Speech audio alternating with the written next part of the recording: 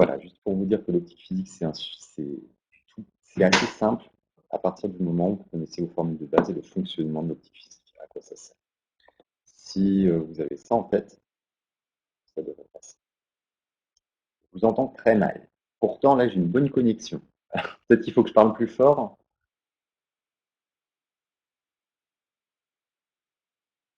En parlant plus fort, est-ce que ça va? Ouais, donc il faut que je parle plus fort. D'accord. Ok, ok. Bon, on commence. On était resté sur les autres utilisations de la loupe. Donc on avait fait vraiment, c'est la fin de l'optique géométrique et après on attaquera l'optique physique. Donc pour vous rappeler, l'observateur accommode maintenant à une distance de 200 mm. Alors normalement, une loupe en utilisation, il n'y a pas d'accommodation. Donc on place l'objet dans le plan focal objet de votre loupe de façon à pouvoir justement obtenir une observation sans accommodation. Là, on va au contraire déplacer en avant, donc un peu plus devant la loupe, on va reculer l'objet à 200 mm, soit 20 cm. La distance OH0, elle reste inchangée, toujours à 150 mm. Et donc, ce qu'on demande, c'est simplement dans quel sens l'observateur a déplacé l'objet AB pour voir nettement son image. Alors, est-ce que j'avais mis ça? Donc, pour répondre à ça, mon tableau blanc pour réponse. Alors, on est à la question. Mon sujet papier. 3. Donc, d'après vous, si on accommode maintenant à une distance de 200 mm, en avant de H0, où H0, c'est le plan principal objet de votre œil. Donc, vous ne mettez plus l'image dans le plan principal objet, mais vous mettez un peu plus en avant, reculez. D'accord? Ce qui veut dire, en fait, que vous rapprochez, si vous voulez, la formation de l'image finale à travers la loupe, plus proche de votre loupe. Qu'est-ce que vous devez faire sur votre objet?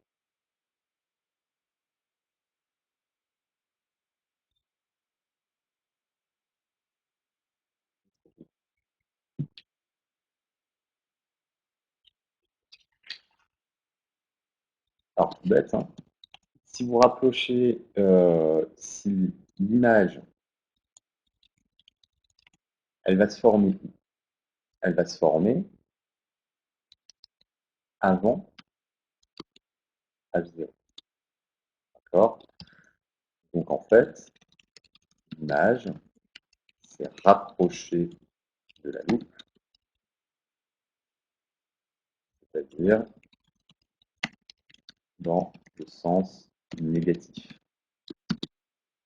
Et donc, si l'image se rapproche du sens négatif, l'objet, lui, doit se rapprocher de la loupe. Ainsi, l'objet AB doit se rapprocher de la loupe. Donc, qu'est-ce qu'on a fait? On a déplacé, comment vous avez caractérisé? On a donc déplacé l'objet dans le sens positif ou dans le sens négatif?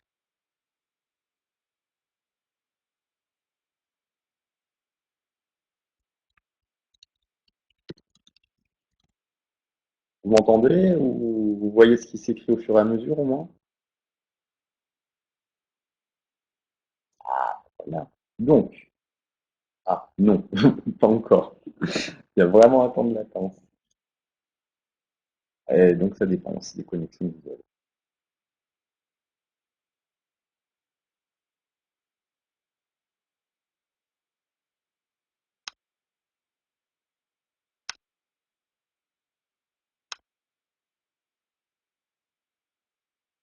Alors comment ça se fait que certains, c'est quoi cette conversation que vous avez à Saint-Pancras?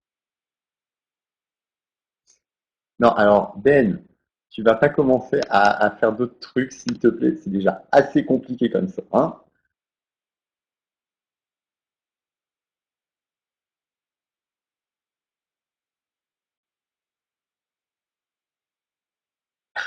Merci. Euh, moi, je vois rien et j'ai la fibre. Clique sur le tableau blanc, essaie de cliquer dessus. Cliquez dessus.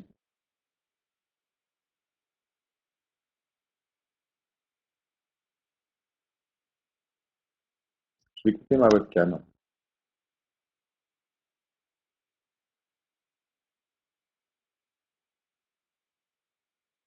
Ouais, donc je coupe la webcam. D'accord, ça va aller beaucoup mieux comme ça. Ok. Donc, l'image se forme avant H0. Ah, voilà. Donc, exactement. Donc, dans le sens positif. Voilà pour cette réponse.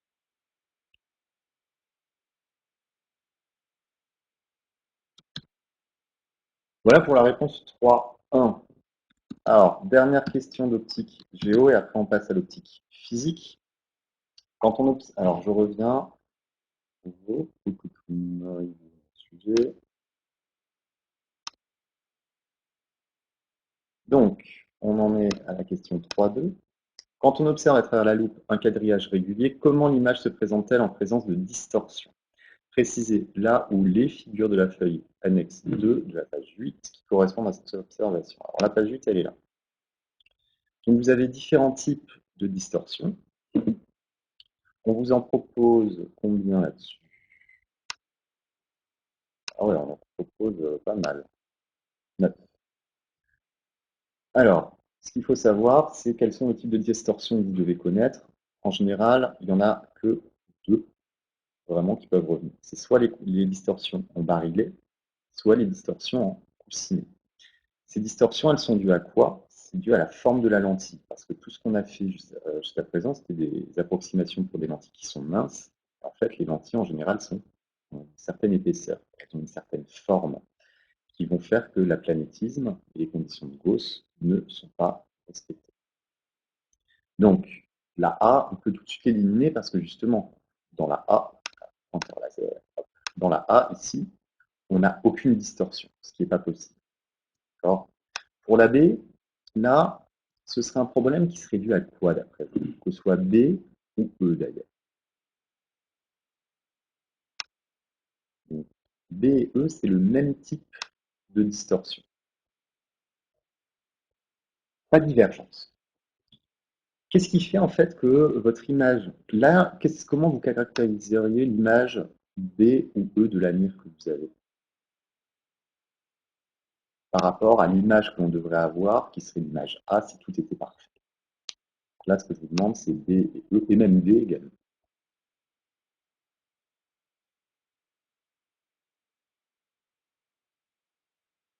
Ça, vous devez savoir.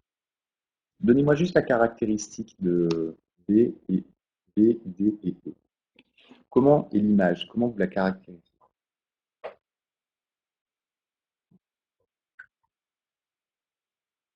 Exactement, c'est flou. Et qu'est-ce qui fait qu'une image que l'on observe est floutée?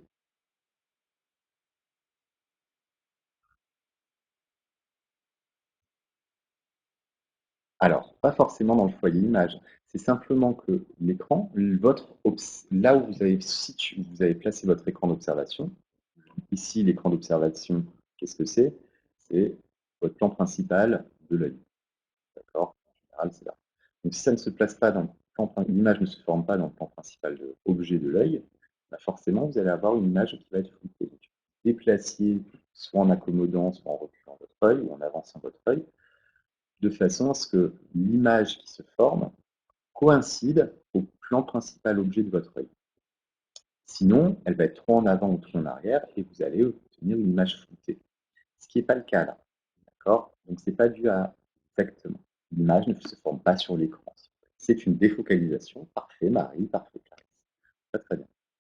Donc, B, on a éliminé A, B, E et même D. Il nous reste encore le C. J'y viendrai un peu après, le C. On va regarder plutôt, descendre, les distorsions que l'on peut avoir. En E aussi, c'est du flouté. Donc, celui-là, on peut le zapper. Pareil pour D, comme je l'avais dit. Mais ce qui m'intéresse, c'est la distorsion en F. Qu'est-ce qui pourrait créer une distorsion, ce genre d'image. Donc, au lieu d'avoir la A, c'est qui serait net, on obtient ce truc-là. Qu'est-ce que vous pouvez dire? Alors, plutôt du décentrement, exactement. C'est que votre, très bien Clarisse, c'est que votre système n'est pas aligné.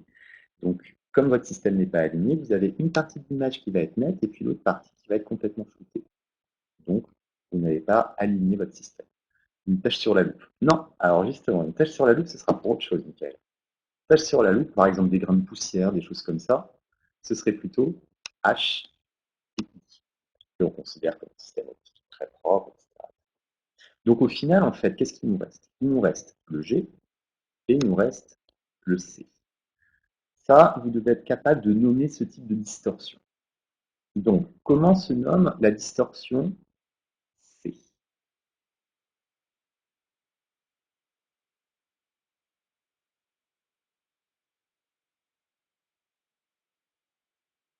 Et raté. C'était l'autre. C, c'est la distorsion en barillet. D'accord?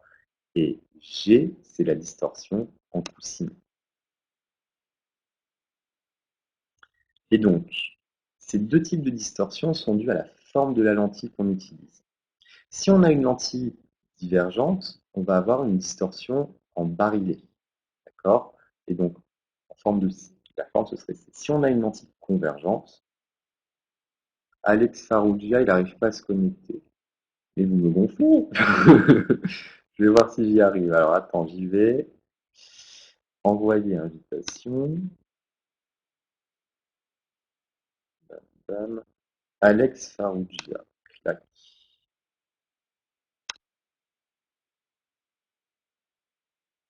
C'est fait, c'est envoyé. Et qui regarde dans ses spams hein, aussi. Merci, Alex. Alors, donc, la distorsion en C, c'est une distorsion, comme on a dit en barillet, qui s'applique pour des lentilles divergentes. La distorsion que l'on voit en G, c'est une distorsion en coussinet qui s'applique pour les lentilles convergentes. Donc, si on revient, pour répondre à la question, entre C et G, ça va être lequel?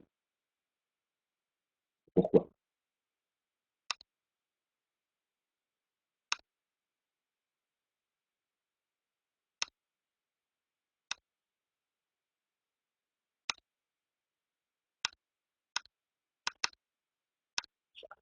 Alors,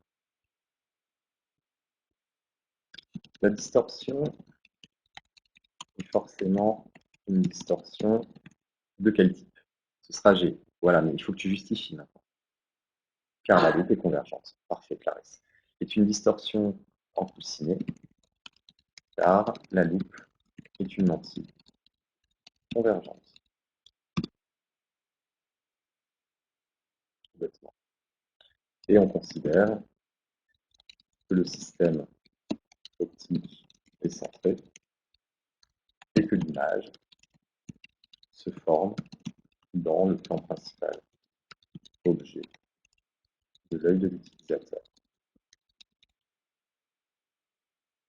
Exactement. Car l'image se retrouve en avant, donc tu vas ramener sur l'image. Exactement. Bravo. Voilà pour la partie optique géo. Ah, ma connexion rebug. C'est bon. Donc voilà, ça va pour la partie optique géo. Ça, c'est une petite question. Vous savez totalement répondre à ce genre de choses au final, mais il faut juste un petit peu réfléchir et argumenter. C'est ça qui est important, c'est que vous osiez argumenter des choses.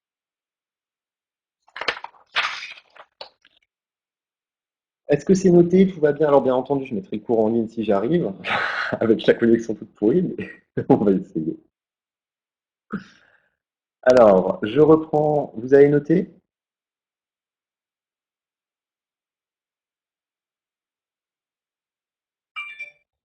Alors, je reprends le sujet BTS 2012 et on revient, on en est à la page 4. Optique physique. Donc, optique physique, qu'est-ce qui peut tomber en optique physique? C'est soit de l'interférométrie, soit de la polarisation. Et il y aura toujours une question sur un anti-reflet ou un truc comme ça. Bon, dans ce sujet, il n'y avait pas d'anti-reflet, c'était surtout axé sur de l'interférence. Et ça, en général, vous voyez ça, vous prenez peur. Et pourtant, il n'y a rien de compliqué. Ça va toujours être la même chose. Donc, là, ce qui nous intéresse, c'est de mesurer l'épaisseur d'une feuille d'aluminium. Et pour faire ça, en fait, on va utiliser deux plaques, deux lames de verre, qui sont normalement des lames à face parallèle. Et là, justement, on ne va pas les mettre en face parallèle, on va créer ce qu'on appelle un coin d'air. Pourquoi un coin d'air? Parce que justement, ici, il y a un coin qui se crée, et ce coin est rempli d'air. Il va être défini justement par votre épaisseur de feuille. Vous allez avoir un certain angle entre les deux plaques, et qui est dû justement à l'épaisseur de votre feuille. Le système interférométrique, quel est-il? Vous avez une source, il faut que vous placez au foyer objet d'une lentille convergente, et à partir de là, vous faites une interférence classique sur votre lame à face parallèle.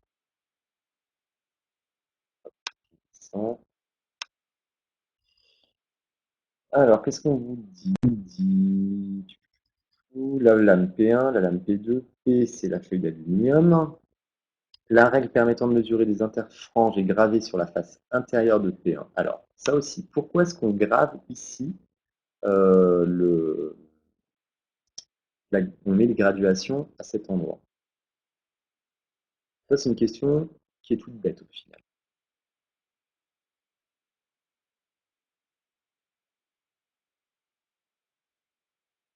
Exactement, parce que tu mesures les interfranges. Et les franges d'interférence, elles vont être localisées justement à cet endroit. Puisqu'en fait, qu'est-ce qui se passe? Elles sont dues à quoi, les interfranges? L'interférence est due à quoi? C'est dû au fait que là, il va y avoir, alors je vais essayer de faire un petit schéma. Hop, très simple. Donc, ce que je vais faire, je vais zoomer là-dessus. Qu'est-ce qui se passe à cet endroit? Ah, non, je ne vais pas faire ça. Alors, qu'est-ce qu'on peut avoir? On a ici notre première lame, et en dessous, on a notre deuxième lame qui a une certaine épaisseur. Qu'est-ce qui va se passer? Si maintenant je regarde un faisceau qui arrive, on prend un faisceau bleu, on va considérer qu'il y a une partie du faisceau qui arrive à cet endroit. Cette partie de faisceau, il y a une partie qui va être transmise, qui va pouvoir se réfléchir en bas, et une partie du faisceau aussi qui est réfléchie. Et pareil, ici, il y a encore une partie qui est transmise. Et donc, ce qui nous intéresse, est-ce qu'on peut faire des cercles là-dessus? On va faire un cercle. C'est ce qui se passe à cet endroit. Je vais faire le remplissage. Ainsi, contour. Et donc, ce qui m'intéresse, c'est ce qui se passe. Alors,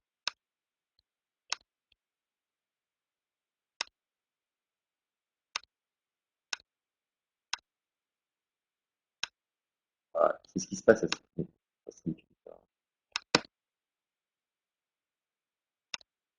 Je n'arrive pas à le dessiner. Donc, je vais utiliser le pointeur. Moi, ce qui m'intéresse, c'est exactement l'interférence entre ces deux rayons. Donc, le rayon qui a été réfléchi à l'entrée de la lame, et le deuxième rayon qui a été réfléchi, mais en amont de la lame, qui ensuite a été transmis. Et donc, toutes les interférences vont se situer sur la lame P1. D'accord? C'est à cet endroit. Alors, on va étudier l'interfrange qui est associée à un coin d'air. Donc, par simplification, on simplifie vraiment le système. On a un faisceau qui arrive tout droit. La lame P1 est tellement fine que qu'est-ce qui va se passer? Le rayon va continuer tout droit comme si nous ne la voyions pas. Et donc, on arrive en incidence normale sur la lame P2, ce qui va vraiment simplifier les calculs. Pourquoi? Parce que qu'est-ce qui va être important? C'est de mesurer la différence de marche entre les deux rayons qui nous intéressent, c'est-à-dire ce premier rayon ici avec ce deuxième rayon. Une fois que vous avez fait ça, c'est facile, parce que si vous êtes en incidence normale, qu'est-ce qu'on a? On a notre lame qui est ici, et je vais dessiner les faisceaux. Donc, le faisceau arrive en incidence normale. Il arrive comme ça. En incidence normale, il continue. Ensuite, il y a une partie de ce faisceau qui est réfléchie ici, et une autre partie qui est réfléchie à cet endroit. Donc au final, la différence de marche entre les deux faisceaux, elle est égale à quoi?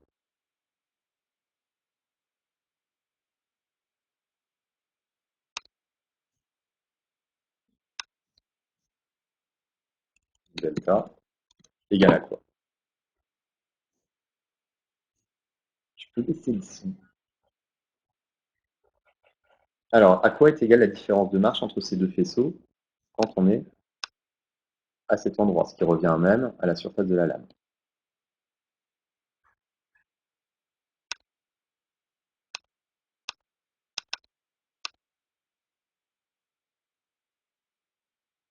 Là, tu vois rien de ce qu'il y a écrit, tu vois pas mes dessins, Clarisse?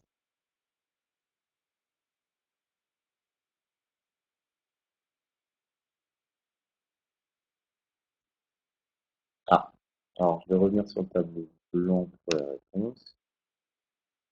Hop, et je reviens sur le sujet. Vous avez quelque chose là?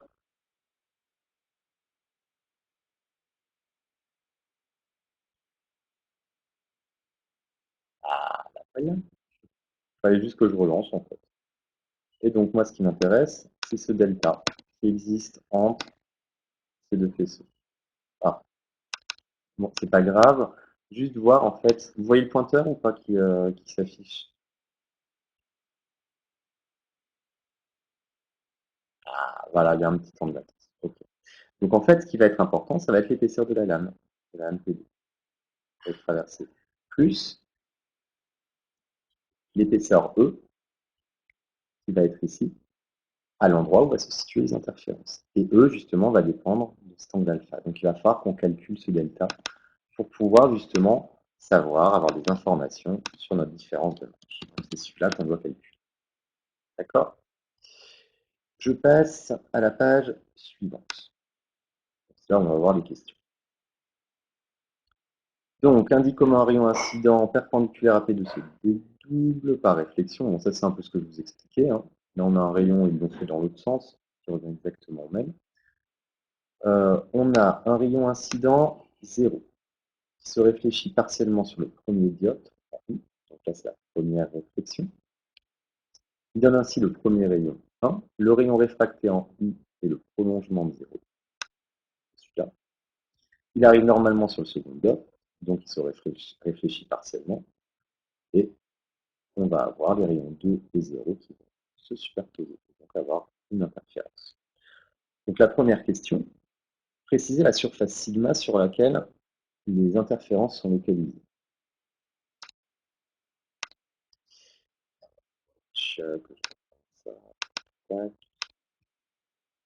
Donc on est dans éthique physique. 1 interférence associé à un point d'air. Et première question, 1, 2, des interférences.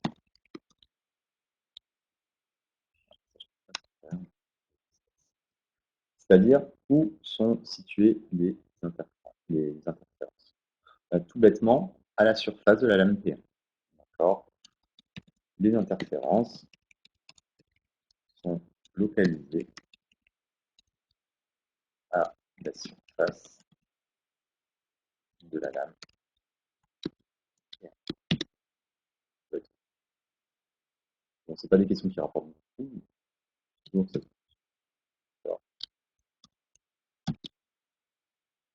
et ce sera toujours le cas quand vous êtes en coin d'air ou même quand vous êtes en lame à face parallèle. Les interférences sont toujours situées sur la lame supérieure. Alors, donnez l'expression de la différence de marche delta au point I en notant E l'épaisseur du coin d'air. Calcul, expression de la différence de marche. C'est bon, vous voyez ce que j'écris à chaque fois ou pas? Ok, je préfère demander en fur et à mesure. Alors, delta, à quoi va être égal delta? Donc, on va faire un petit schéma. Je reprends. Tac.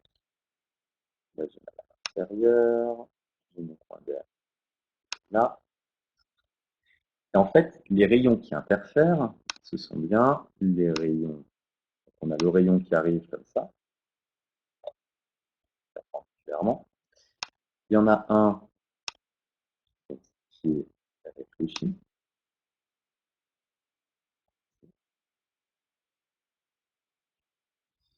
Et il y en a un autre, jaune, qui descend et qui remonte.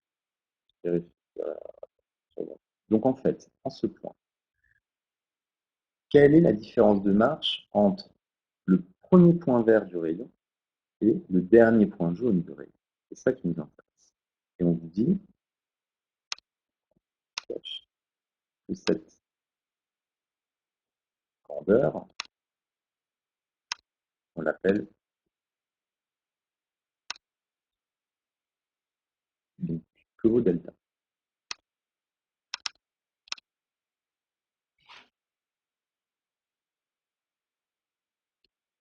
Pourquoi K?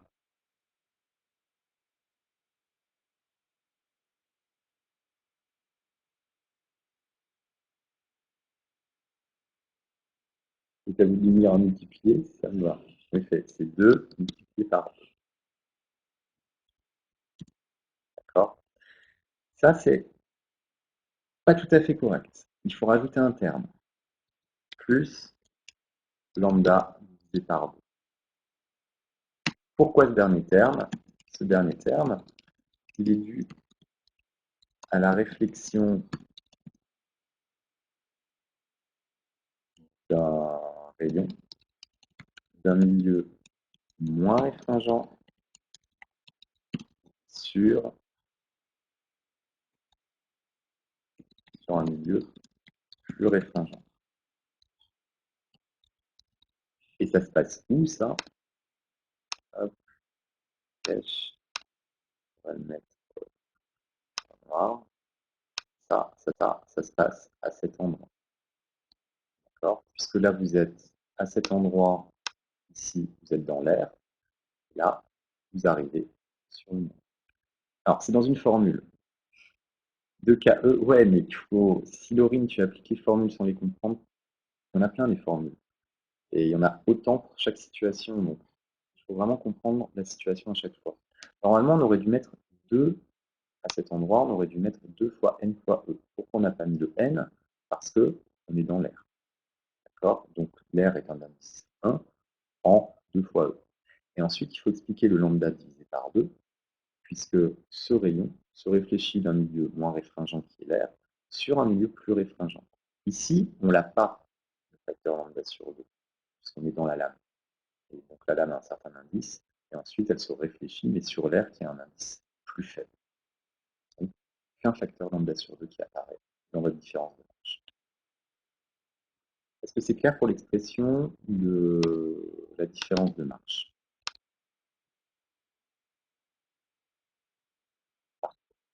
Et ça, je vous dis, c'est sûrement le plus important, parce que si vous vous plantez sur l'expression de la différence de marche, bah forcément tout le reste va être faux. Et au final, il n'y en a pas beaucoup d'expressions de différence de marche que vous devez connaître. Il y a quoi? Il y a le système à face parallèle, il y a le système à coin d'air. Pourquoi vous avez fait ça? Même, parce qu'on prend toujours l'incidence normale. Il simplifie les sujets maintenant toujours en incidence normale. On a pu avec les angles en cosinus R, etc., qui rendaient les trucs beaucoup, beaucoup plus complexes. Donc là, on sera toujours en incidence normale dans tous les sujets, je pense. Ok. Alors, le sujet, donc on a répondu à la 1,2 et on en est ici à la 1,3. Allure de la figure d'interférence. Entre deux franges successives de même nature, précisez quelle est la variation delta. Ouais, la question est mal posée, mais je vais. On reprend. Alors, 1,3, allure de la figure d'interférence. 1.3.1. Alors, entre deux franges de même nature. Ça veut dire quoi, deux franges de même nature?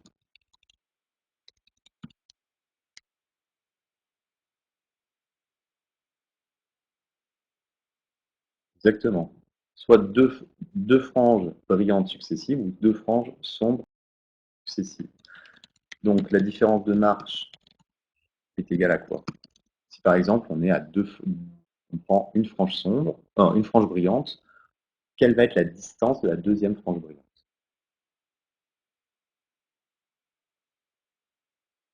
La distance, par contre, la différence de marche due à l'autre frange brillante qui est à côté.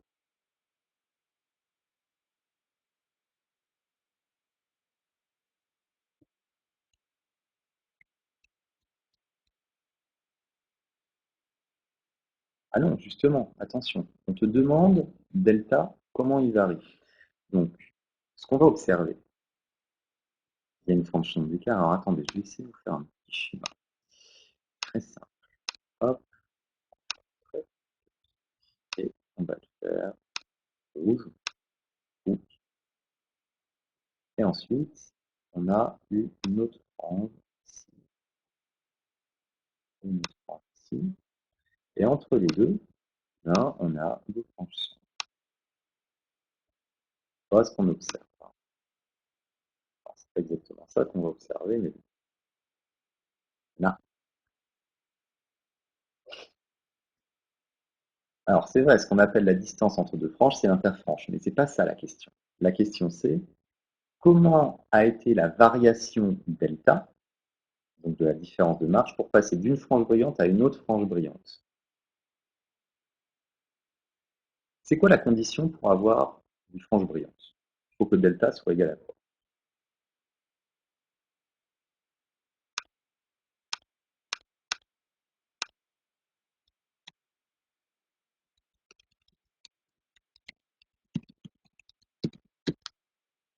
Exactement, K multiplié par lambda. D'accord? Exactement. Donc, si on a une frange brillante, ça veut dire qu'on est à K lambda. Donc, maintenant, la frange brillante suivante, c'est si delta est égal à quoi?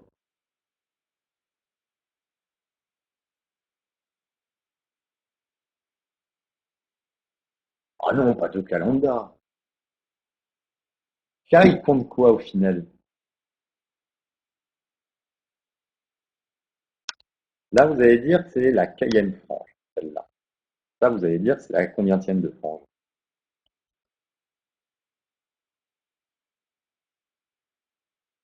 Ah, admettons. Si ça, c'est la première frange brillante, ça va être la deuxième frange. Ça va être la troisième frange. Donc, maintenant, on généralise. On dit que celle-là, c'est la kème frange. Donc, la suivante brillante, ce sera combien? Bah non, Clarisse. Si tu fais, tu es à k égale 2, tu fais 2 fois 2, tu te retrouves à la quatrième frange, et non pas la troisième.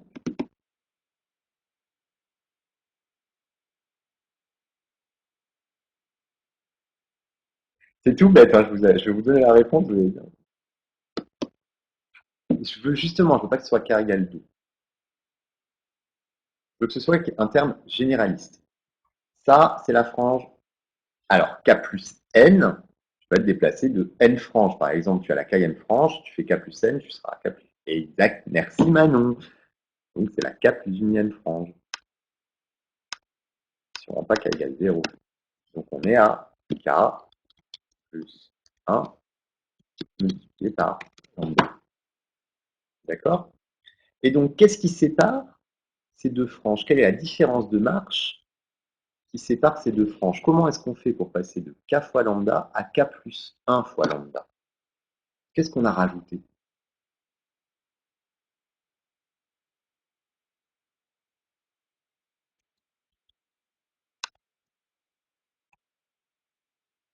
Exactement. Pour passer de la kème frange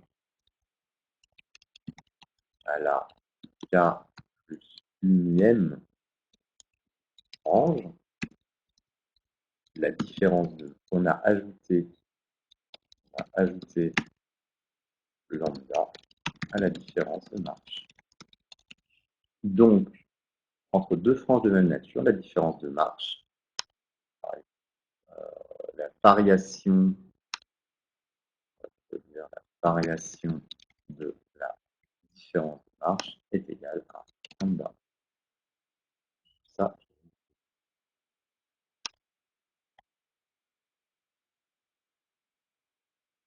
est-ce que c'est clair ça ou pas? Une frange à la position K, la frange suivante à la position K plus 1. Et donc, passer d'une frange à une autre, delta a varié de lambda. Est-ce que c'est clair ça?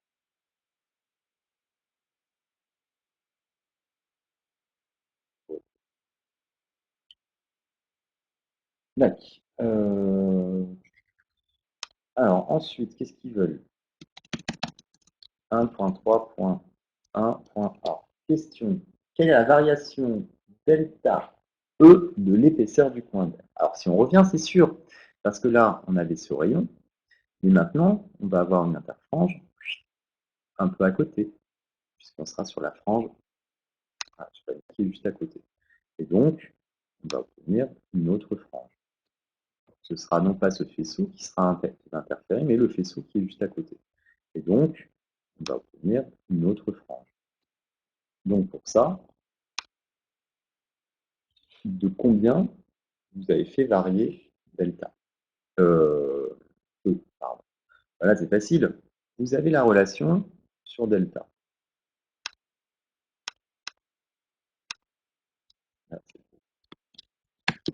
On utilise l'expression de delta que vous avez établie en 1.2 et vous savez que la variation de delta, ben, elle doit être égale à lambda. Donc, l'expression de delta, variation de delta, c'est égal à quoi? Ça va être ce qu'on a après, c'est 2 fois la variation de E.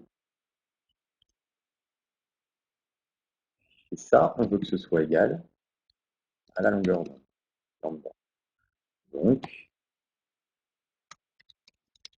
la variation de E est égale à la variation de E égale lambda divisé par 2. Tout bêtement.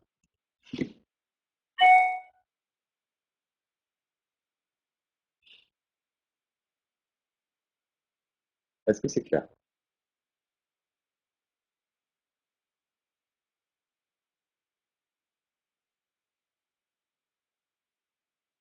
Ok. Vous voyez, c'est pas, les questions ne sont pas tellement compliquées en optique physique. Maintenant, il faut prendre le temps de répondre tranquille.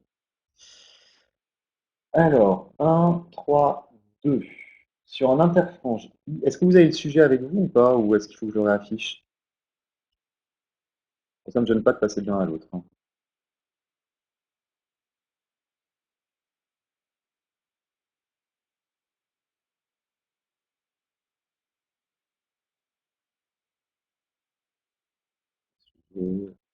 Ok, je pense. Voilà. Alors, on nous dit, sur un interfrange I, on considère que la variation d'épaisseur du point d'air a pour expression delta E égale I fois epsilon, avec epsilon qui est exprimé en radian. Alors, et là, c'est la question 1, 3, 1, 3, 3, 3. On donne I, alors, variation de E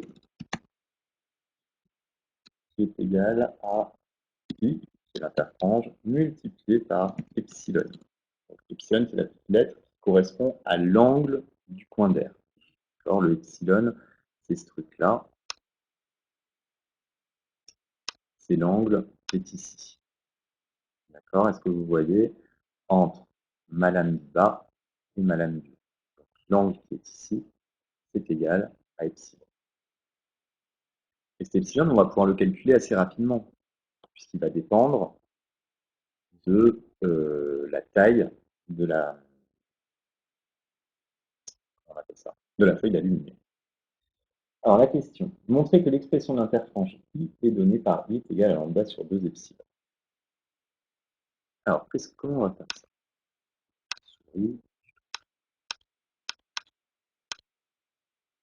Comme vous avez la variation, vous allez utiliser ce que vous avez trouvé à la question 1, 3, 1, B, tout bêtement. On vous donne la variation de E, qui est égale à I fois epsilon, et vous avez montré que la variation de E, c'était lambda sur 2. Donc vous pouvez dire que I fois epsilon, c'est égal à lambda sur 2, tout bêtement. Donc, hop, donc, point, I fois epsilon est égal à lambda divisé par 2. Ce qui implique que I est égal à quoi? L'équation toute bête arrive. Vous faites juste passer le epsilon de l'autre côté. Vous allez avoir lambda divisé par 2 fois t 2 fois epsilon. Donc là, vous avez votre expression d'interfrange. Et donc, en mesurant l'interfrange, vous allez pouvoir avoir epsilon. Si vous avez epsilon, eh bien, on va voir qu'on a exactement la taille, l'épaisseur de la feuille d'aluminium. Ça va?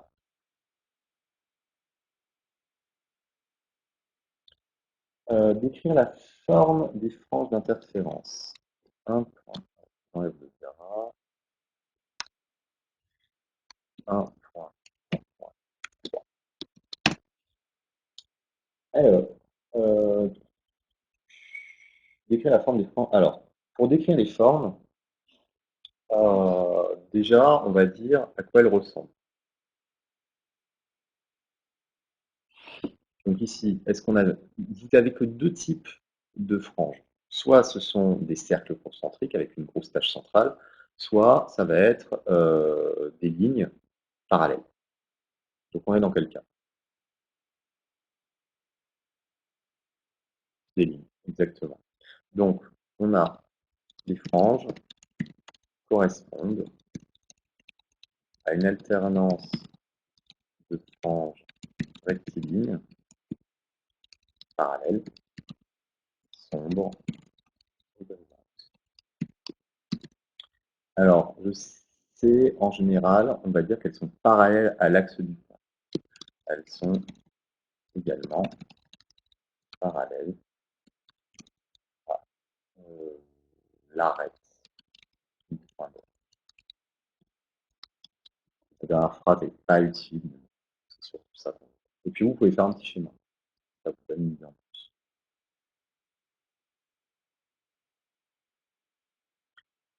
Je vais laisser le tableau tel quel et puis je vais faire un tableau blanc. Je vais en créer un autre. Créer un tableau blanc. Tableau pour réponse.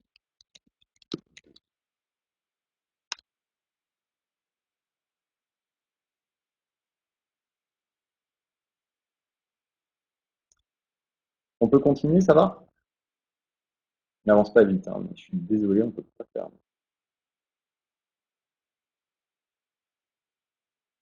Allez, je passe à votre tableau. Donc, ici, on en est à grand 2, la mesure de l'épaisseur de la feuille d'aluminium. 2.1. La feuille d'aluminium est placée initialement comme indiqué sur la figure 2. Exprimez l'angle epsilon en radian en fonction de A et L.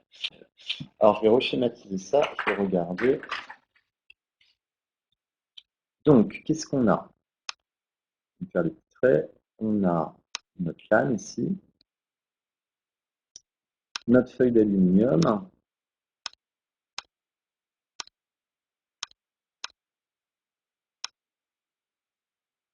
qui est située là.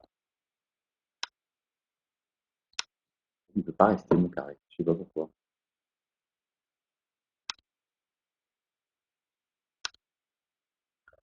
de faire un carré d'habitude. On ne peut pas rester. Ouf, c'est pas bien. Donc, ici, on va avoir notre feuille d'alignement. C'est comme ça. D'accord.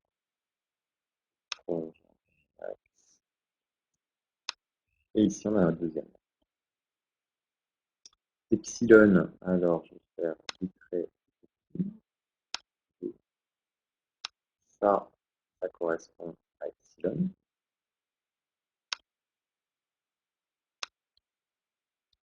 C'est notre angle.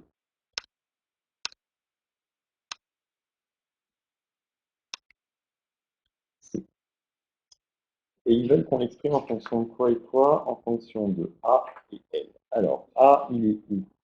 A, c'est l'épaisseur de notre feuille. Donc, tout ça, c'est égal à A.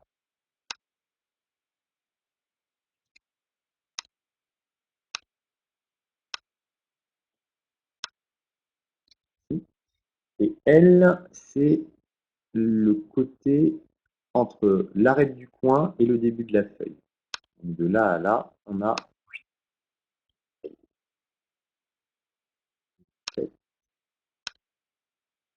L.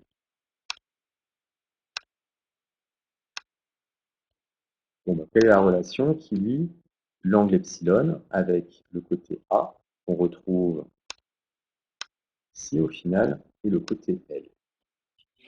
Sinus, cosinus ou tangente? Une chance sur trois. Mais réfléchissez, je sais que vous l'avez.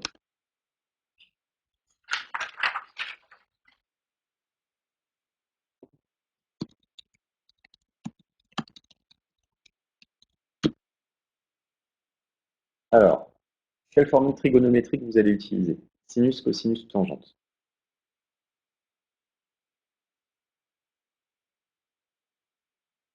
Alors, essayons sinus. Sinus, c'est égal au sinus de epsilon, ce serait le côté opposé, c'est A, divisé par l'hypoténuse. Est-ce qu'on l'a l'hypoténuse? Non, donc ça ne marche pas. Cosinus, ce serait le côté adjacent, donc L sur l'hypoténuse. Et en fait, bah voilà, vous êtes trompé, c'était bien la tangente qu'il fallait. D'accord? Réfléchissez en fait en fonction de ce que vous avez. Et donc la tangente, c'est l'opposé sur l'adjacent. C'est donc égal à A divisé par terminé. Voilà ce qu'il fallait dire.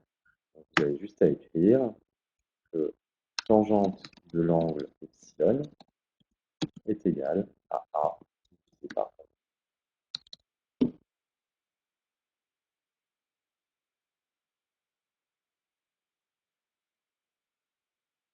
Ça va?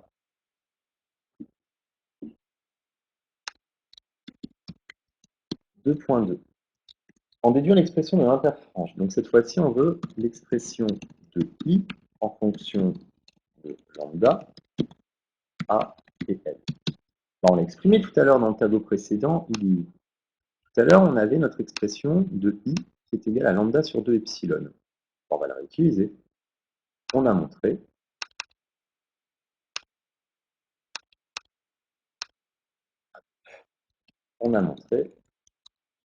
que I est égal à lambda divisé par, parenthèse, 2 fois epsilon. Et au-dessus, on a une expression pour epsilon.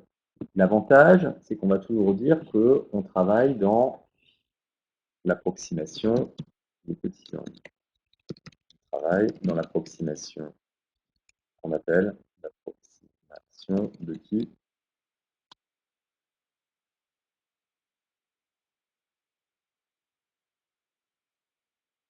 Cos.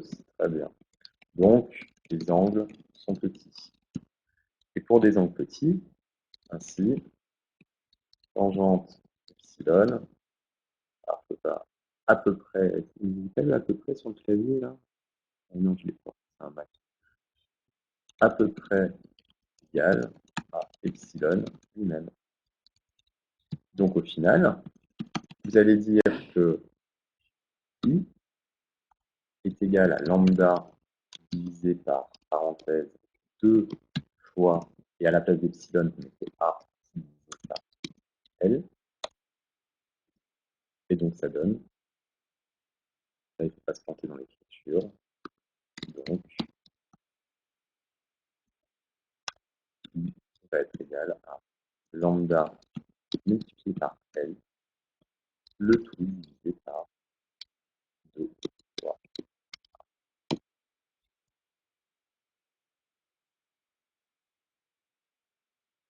Ça va?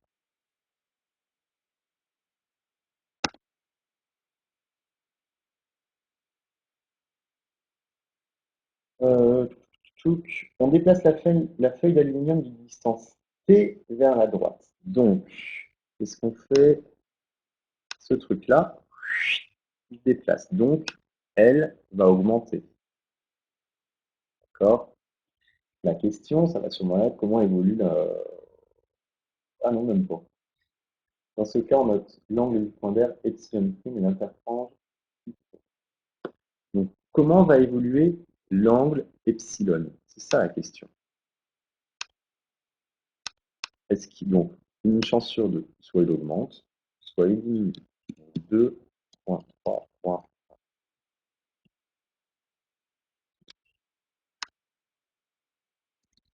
Si on déplace la feuille d'aluminium vers la droite, A demeure inchangé. Par contre, elle augmente. Donc, l'angle epsilon, est-ce qu'il augmente ou est-ce qu'il diminue?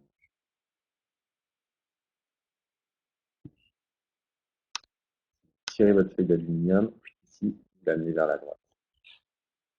Que va faire epsilon?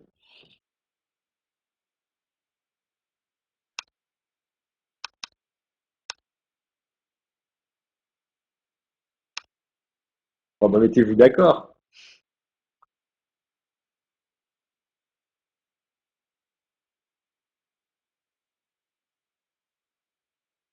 Alors, le mieux, c'est que je vous fasse, on le voit direct. Là, je mets la webcam. Ça fait un petit peu de bruit.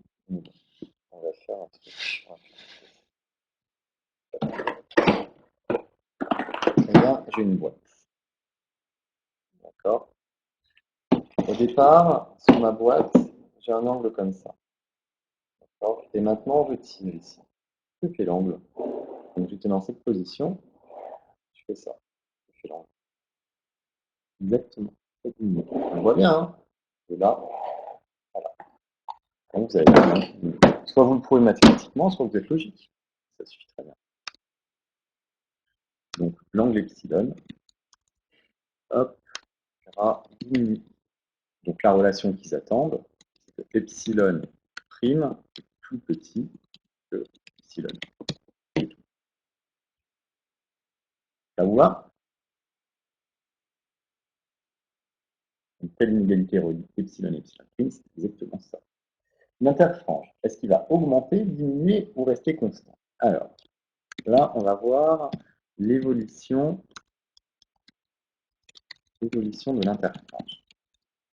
Là, malheureusement, on ne peut pas le faire de façon mécanique avec un petit matériel.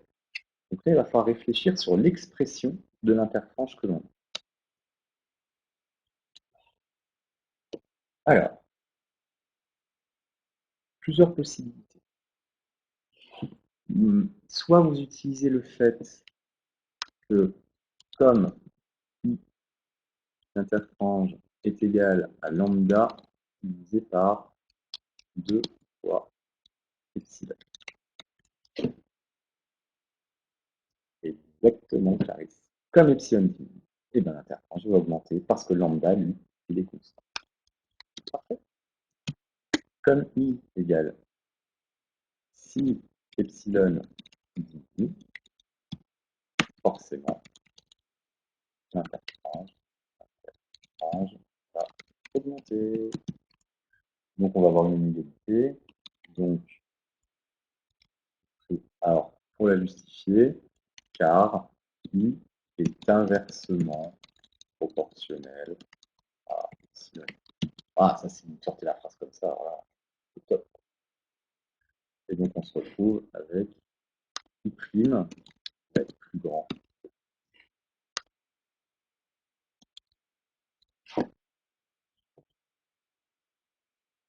D'accord? Exprimer l'interfrange I' en fonction de lambda, A, L, et on rajoute cette fois-ci le facteur quantique. Donc, 2.3.3, expression de I' en fonction de lambda, A, L. Qu'est-ce que vous allez utiliser?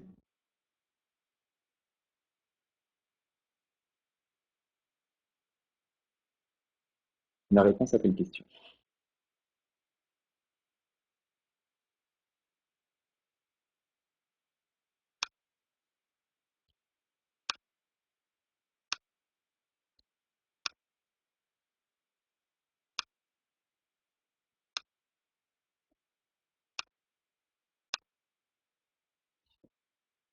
Alors, qu'est-ce qui va changer en fait? Nous, on a montré, on avait une expression pour notre longueur d'onde, pour notre interfrange par contre, qui était ici, qui valait lambda divisé par 2, lambda fois L divisé par 2A. Qu'est-ce qui change ici? On recule la feuille d'aluminium. Quelle est la variable principale qui change dans cette expression? Est-ce que c'est lambda, est-ce que c'est L ou est-ce que c'est A?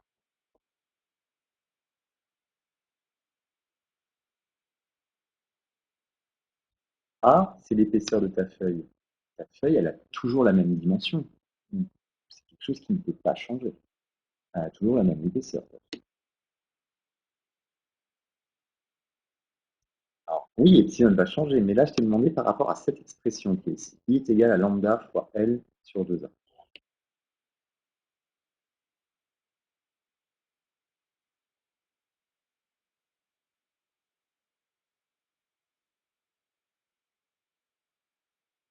Est-ce que lambda peut varier? Est-ce que la longueur d'onde qu'on utilise varie?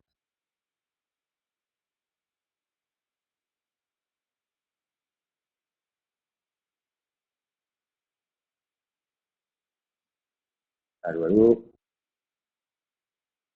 Alors, I varie, et heureusement. Et c'est parce que tu as une variation de l'interfrange que tu vas pouvoir mesurer l'épaisseur de ta feuille. Justement, ce qu'on veut, c'est de savoir quelle est la nouvelle expression de I'. Et donc, toi, tu avais un I qui avait cette expression.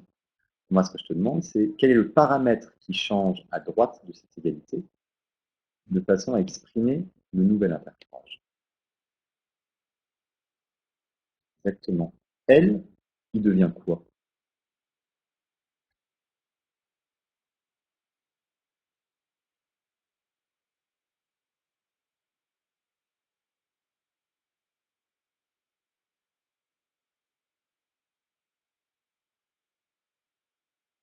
Alors, on ne va pas appeler X, on va appeler T, donc ça devient L plus T. Donc à la place de L ici, vous avez juste à le remplacer par L plus T.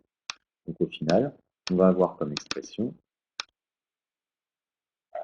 là, tu vois, I' qui va être égal, le lambda ne bouge pas, multiplié par L plus T, divisé par 2 fois. Voilà la nouvelle expression que vous devez faire.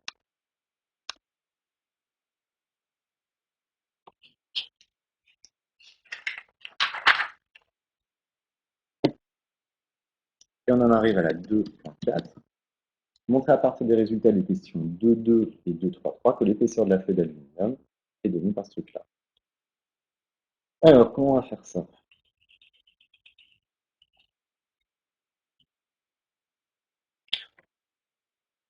Intuitivement, on vous donne une formule qui contient I'-I. Donc, ce qu'il faudrait, c'est exprimer I'-I. On peut écrire que I'-I, c'est égal à quoi? I', on a dit que c'était lambda multiplié par L par 2 fois. Ça, c'est le I'. Moins quoi? Moins I, qu'on avait montré à la question de 2. On a dit que c'était lambda multiplié par L divisé par 2 fois. Qu'est-ce que vous pouvez mettre en facteur ici?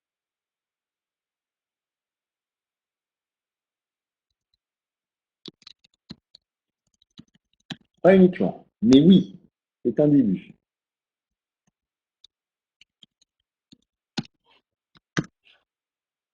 Il y a autre chose qu'on peut mettre en facteur. Lambda divisé par 2A. Exactement. Donc on va écrire lambda divisé par 2A, 2 fois A, et le tout multiplié par ce qui reste, c'est-à-dire L plus T moins L. Et donc les L se simplifient. Il reste que I' moins I est égal à lambda fois T sur 2 fois. Et donc c'est fini. Nous, ce qui nous intéresse, c'est de trouver l'épaisseur. Donc c'est ce petit A là qui nous manque. Hop.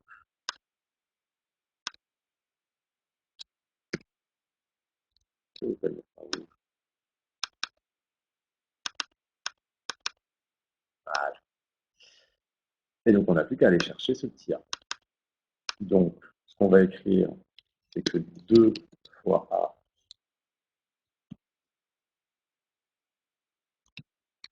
est égal à lambda fois T divisé par I' moins I.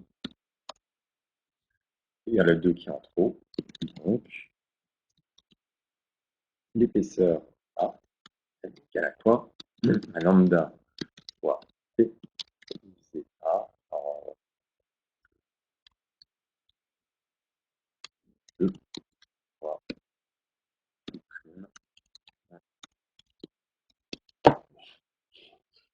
Et on retrouve l'expression qui est demandée.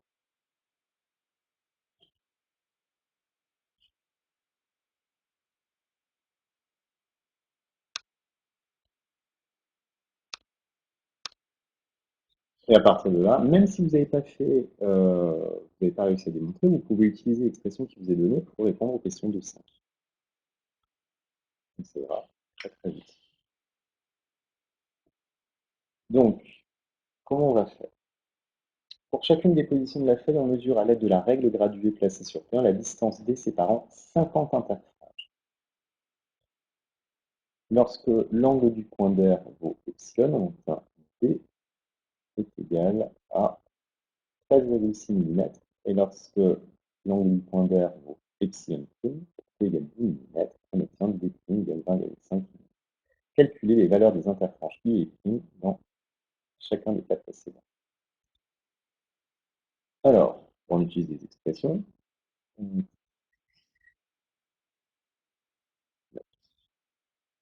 va faire un nouveau tableau. Question de 5.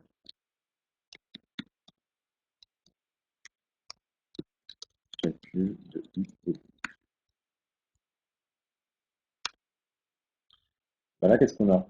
On sait que à la règle la distance qui sépare 50 franges. Donc, si vous avez 50 franges sur une distance de 13,6 cm, la distance entre deux franges, c'est-à-dire l'interfrange, I va être égal à combien?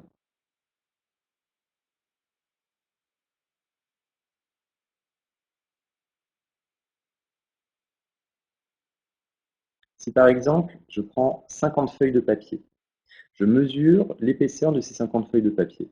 Comment je peux obtenir l'épaisseur d'une feuille de papier?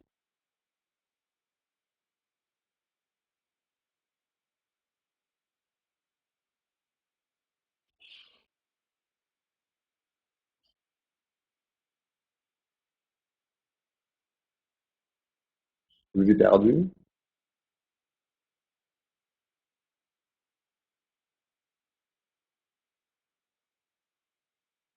Allô, allô. Ah, pas entendu la question. Je répète.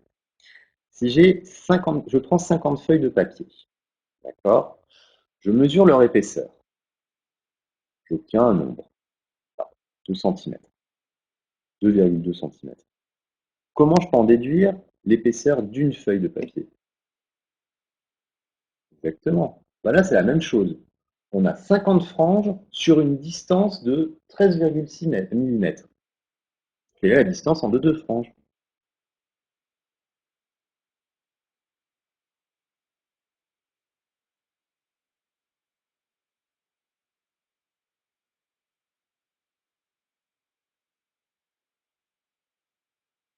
Pensez qu'une frange, c'est une feuille de papier.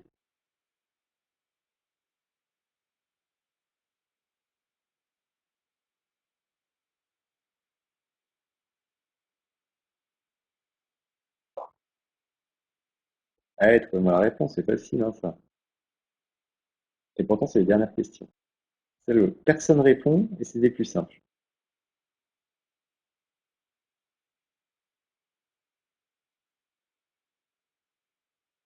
Vous m'avez donné la bonne réponse pour les feuilles de papier. C'est pareil pour les interfranges. Un interfrange, c'est une feuille de papier. Si vous avez 50 interfranges, vous mesurez tous ces interfranges, quelle est la valeur d'un interfrange?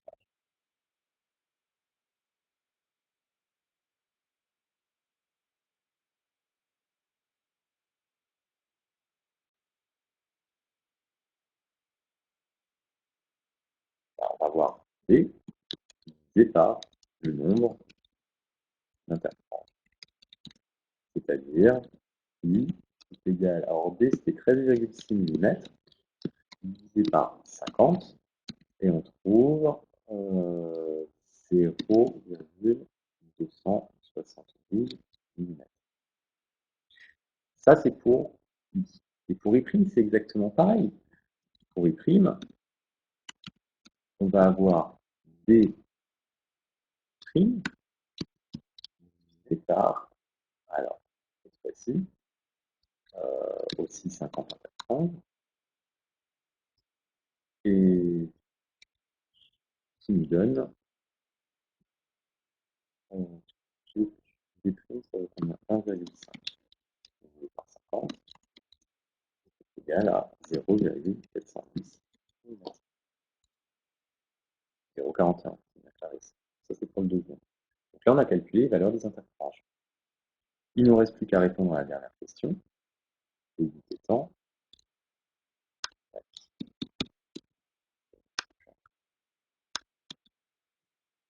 2,5.2, en déduire l'épaisseur de la feuille. L'épaisseur de la feuille. Là, vous utilisez la formule qu'on a établie ici, à cet endroit. Voilà. Puisque maintenant, on connaît la longueur d'onde, T qui nous est donné, pour T est égal à 10 mm, on a calculé I' et I, enfin, on a tout. On n'a plus qu'à appliquer la formule qu'on avait établie avant. Donc on va avoir A qui est égal à lambda. Alors lambda, il vaut combien? Où est-ce qu'on nous dit? On travaille avec une lumière monochromatique, c'est à la page 4 de 546 nanomètres. Donc ça fait 546. Il faut convertir en mètres.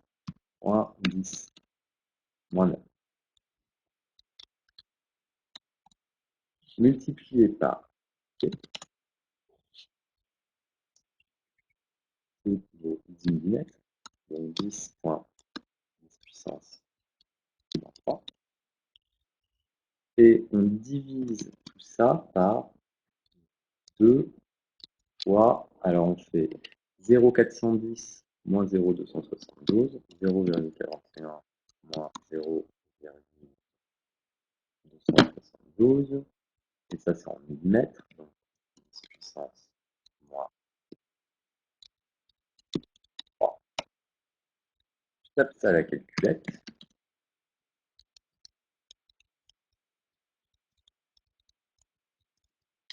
et je trouve 1,970, 10 puissance moins 5.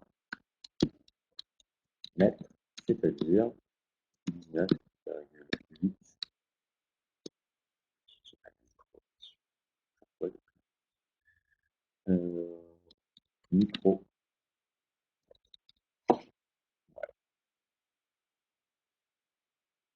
L'épaisseur d'une feuille d'aluminium de 20 microns. Totalement court. Voilà pour ce sujet. Bon.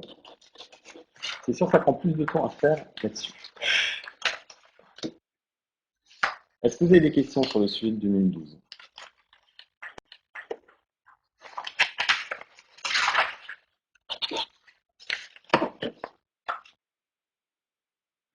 Ça va? Ok. On va juste attaquer le sujet de 2013.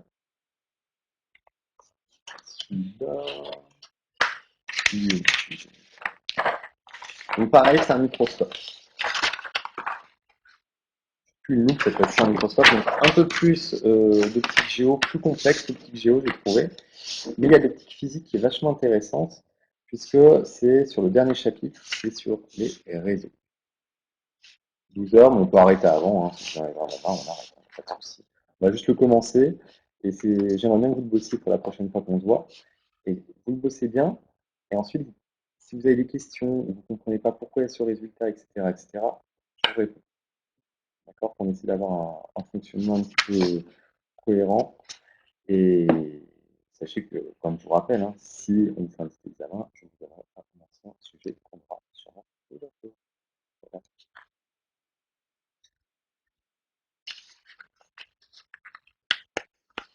Ensuite, je vous donnerai sûrement un sujet qu'on a déjà fait pour pouvoir valider l'optique géo.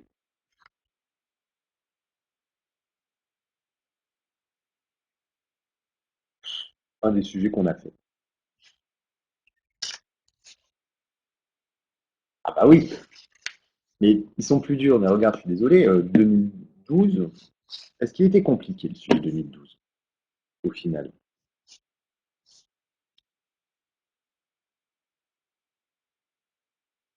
Moi, je le trouve plus simple. C'est sûr, tu auras, dans tous les sujets, tu vas avoir des questions qui sont un petit peu complexes. C'est obligatoire. Mais il ne faut pas partir défaitiste en disant bon, bah, c'est compliqué, j'y arriverai pas. Non. Vous avez toutes les connaissances, toutes les capacités possibles pour faire les sujets et le faire bien. Donc, soyez logique. C'est tout ce que je vous dis. Alors, je peux afficher le sujet 2013.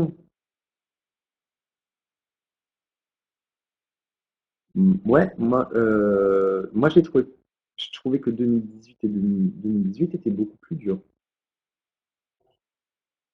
par exemple. 2019, attendez, là, je l'ai plus en tête. 2019, le début était simple, mais après, il y avait toute la partie polarisation, etc., qui était un petit peu chérée. Hein. Donc, je pense que c'est plus simple l'interférométrie que de la polar. La polar, il faut vraiment réfléchir. Donc, ça, c'est à vous de voir. Alors, j'affiche le sujet 2013.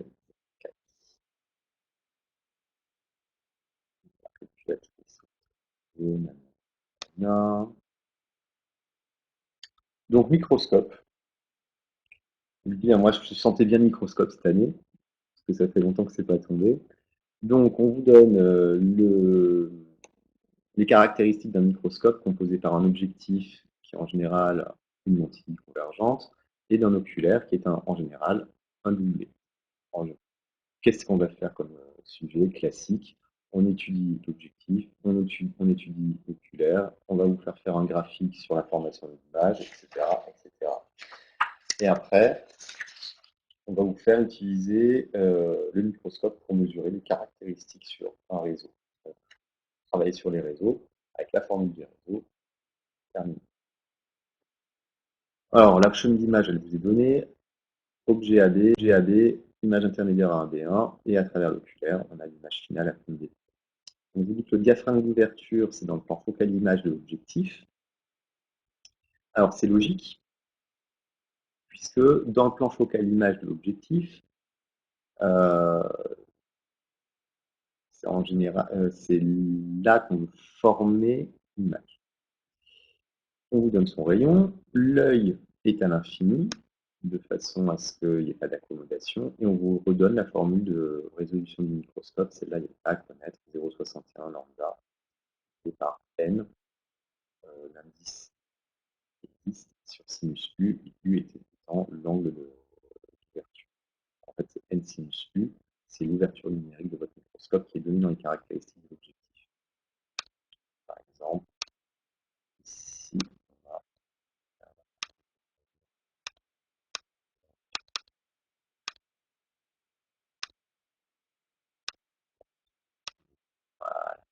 l'ouverture numérique, vous voyez, elle est ici dans le document. On vous donne le grandissement de l'objectif, l'ouverture numérique, le doublé de la forme PQR, 3, 2, 1, le grossissement conversel de l'oculaire et toujours l'intervalle optique. Ok. Alors, qu'est-ce que vous voulez faire? J'ai ma connexion qui bug. Est-ce que vous voulez qu'on s'arrête là? Et la semaine prochaine, comme ça, ce que je vais vous demander de faire, c'est vraiment de chercher. Alors, bien entendu, c'est que vous avez les corrections sur Internet, mais les corrections ne sont pas détaillées. Appliquer des trucs sans que vous les compreniez, ça ne servira strictement à rien. Le but, c'est que vous arriviez à comprendre toutes les choses. Moi, ce qui me plairait, c'est que vous ne regardiez pas la correction, de façon à essayer de faire l'ensemble du sujet. Et ensuite, là où vous avez des bugs, que vous ne comprenez pas, vous me posez des questions. C'est comme ça qu'on va pouvoir travailler de façon plus efficace. Est-ce que ça vous convient, ce mode de fonctionnement? Là, on va pas faire beaucoup. Ok. Donc, on va s'arrêter là.